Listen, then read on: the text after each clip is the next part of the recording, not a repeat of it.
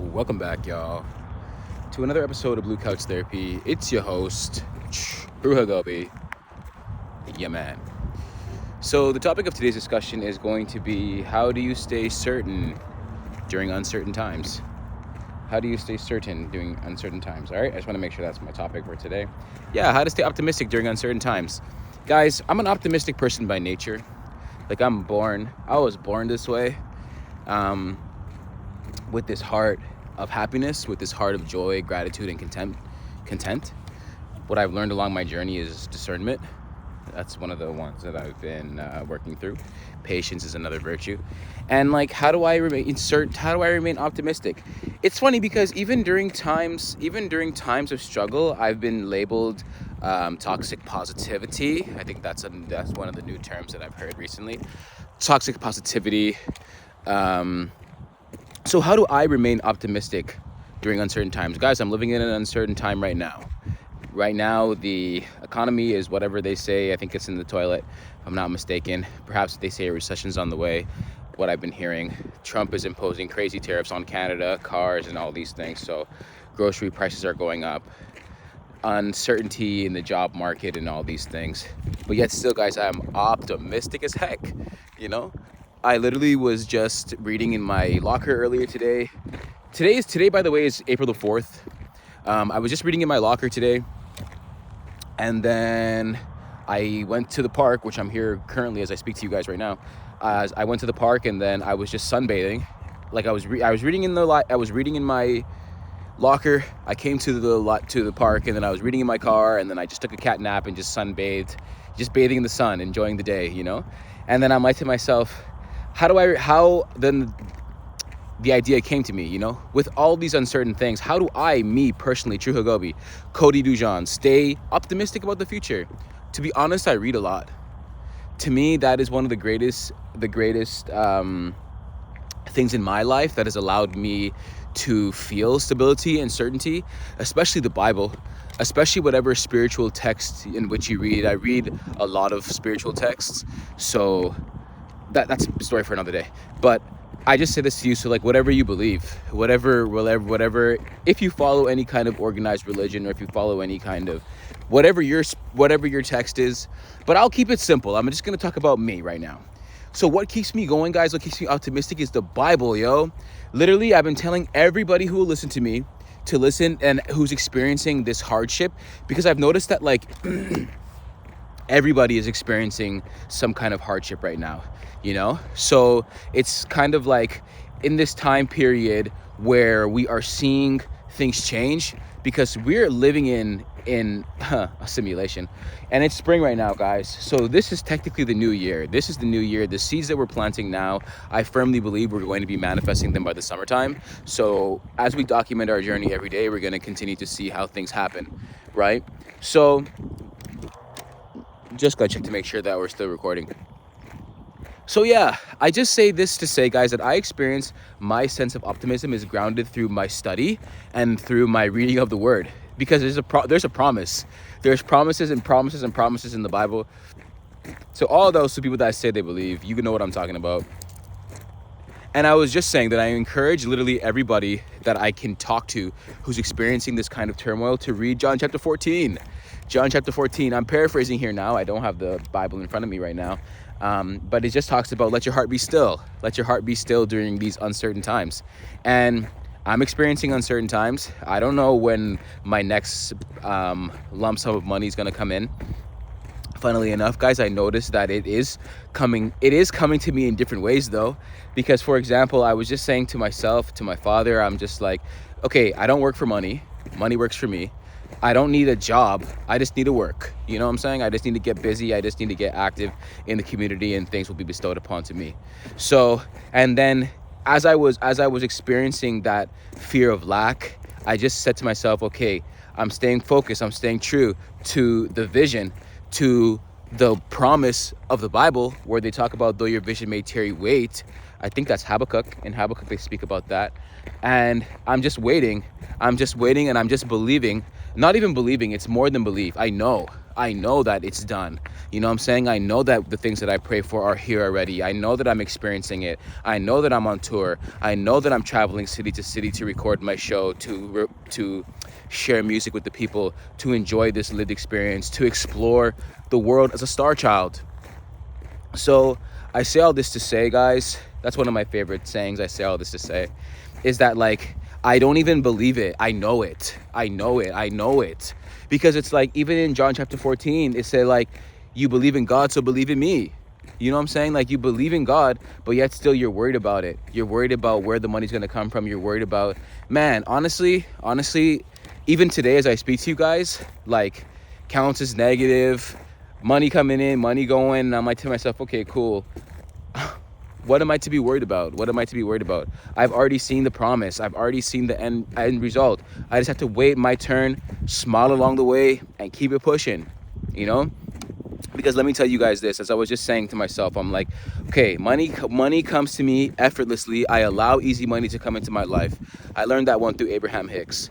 And I just allow it. I'm allowing it, money to pass through me. It's just energy, right? We talk about this all the time. It's just a circulation of energy. It's not anything, you know, that's what I thought it was for like 30 years of my life. I thought I had to like bust my ass to get money, you know? And then the three, and I've been seeing the three come to me like crazy, you know?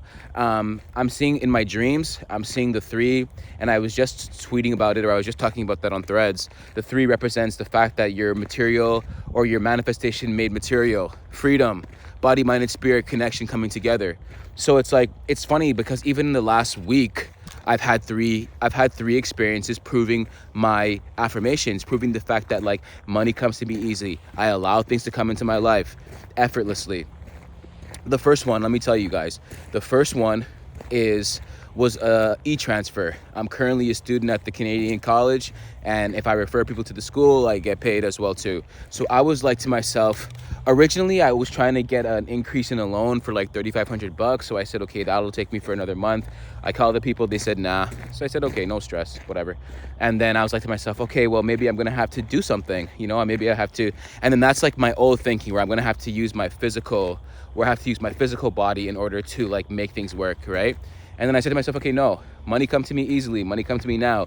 You have unlimited access to unlimited abundance, and that's your right as a person. That's your right as just being born. The fact that you're breathing, the fact that you're listening to this message right now, means that you have access to unlimited power, unlimited money. That's why I'm writing Operation Hihi, guys, my top secret document.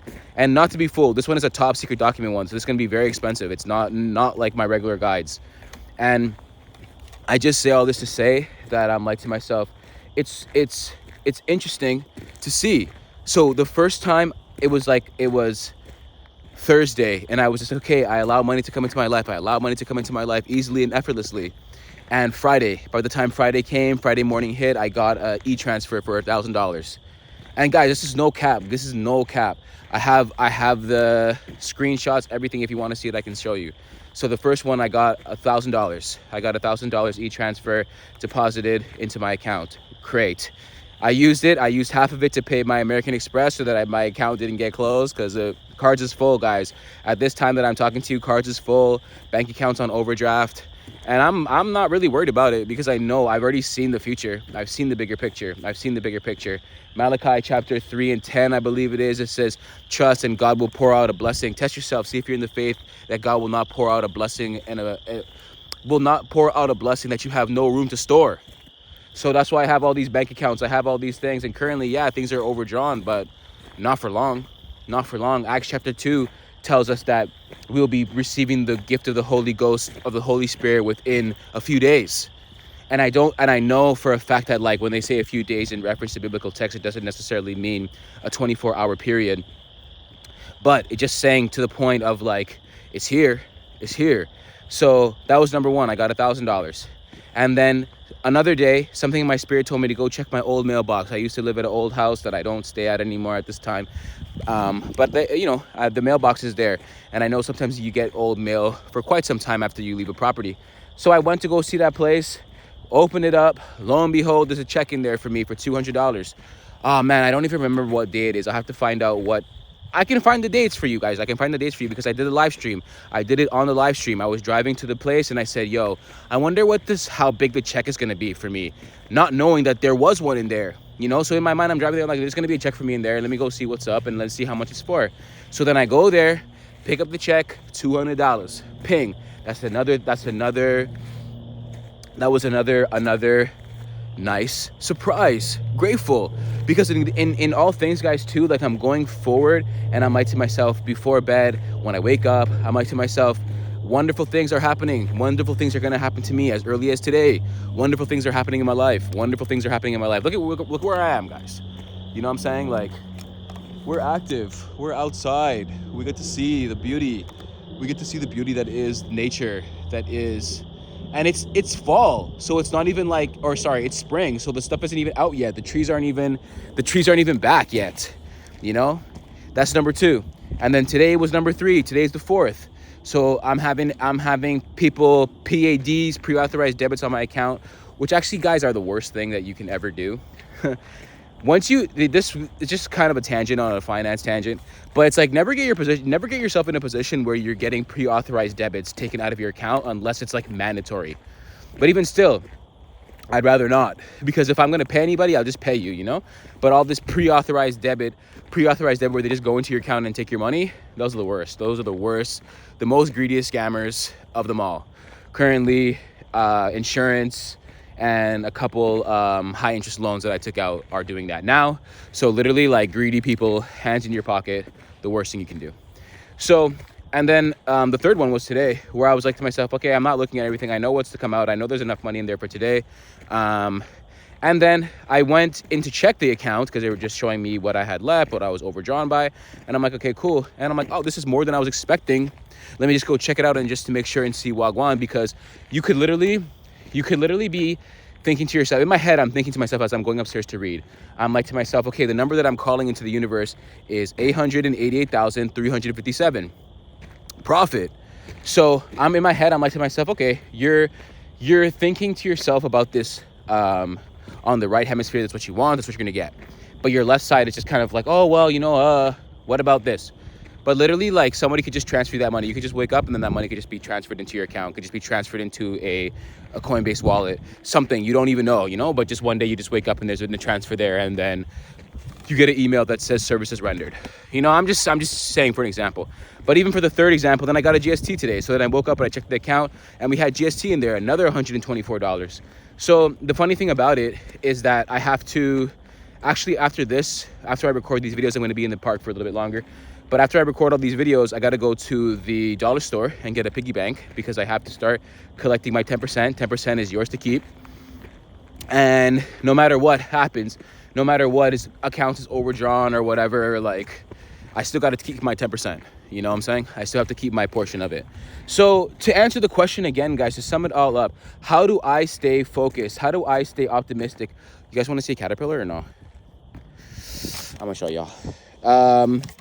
How do I stay optimistic? That's so cool. How do I stay optimistic during uncertain times? Is knowing that you're greater than all circumstances. You're greater than all circumstances. No matter what happens, guys, nothing can hurt me. Being in debt can't hurt me, can't kill me. All I do is learn. All I do is learn. They can slide, guys, they can slide all my accounts to collections if they want to. I don't care. I'm still going to be in the park. I'm still going to be alive. So what does that, you know what I'm saying? Like, what does that matter to me? I don't care. And I read the word. And I read the word. That's how I remain optimistic during uncertain times, is understanding too the law of polarity, that like nothing lasts forever. If I'm in a downtime right now, then Lord knows I'm due for an uptime. Because last year I was in an uptime. You know what I'm saying? Last year, this time I was in an uptime. This year I'm in a downtime. So why would I not be in an uptime again this time? You feel what I'm trying to say? Uptown, downtown, ring around. Anyways, guys. But anyways, I'm just saying that, like, to remain optimistic, you need to be grounded in something. I also have my anchors. I have my crystal ball. I have my magic 8-ball. Things that remind me that of where I'm going. Things that remind me of the journey that I'm on. You know what I'm saying? So we understand that these things hold no power. It's just a matter of recognizing them as anchor tools, that when you touch that, when you hold it, when you shake that, you remind yourself of who you are. You remind yourself of your unlimited conscious, unlimited potential, your unlimited being in which you are, just having a human experience in your physical body. Okay, guys? So with that, peace. Love you guys. Until next time, man. Until next time. Your boy, True Hagobi, your player partner, coming to you live from the East Coast. See you guys.